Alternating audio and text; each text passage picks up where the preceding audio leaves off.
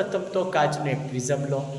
આકૃતિમાં દર્શાવ્યા મુજબ પ્રિઝમને કોઈ એક પારદર્શક બાજુ ઉપર બલ્બના પ્રકાશનું કે સૂર્યપ્રકાશનું કિરણપુંજ એની ઉપર આપાત કરો।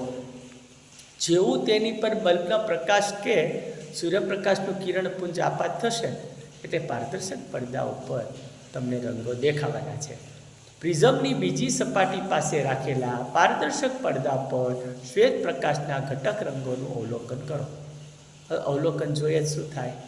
અવલોકન આપણે કરીએ તો પ્રિઝમથી બીજી સપાટી પાસે રાખેલા પડદા ઉપર જુદા જુદા રંગના પટ્ટાઓ જોવા મળે, જે પ્રિઝમ વડે શ્વેત પ્રકાશના તેના ઘટક રંગોમાં વિભાજન થાય છે, એટલે કે વિભાજિત કરે છે, વિભાજિત દર્શાવેલ છે। આપણે એવા સંદર્ભમાં લખવાનું છે એક્ઝામમાં। તો તેમાં પડદા પર નીચેથી શરૂ કરીને ઉપર તરફ જઈએ તો તમને ખબર જાની, વાલી, ભીમ,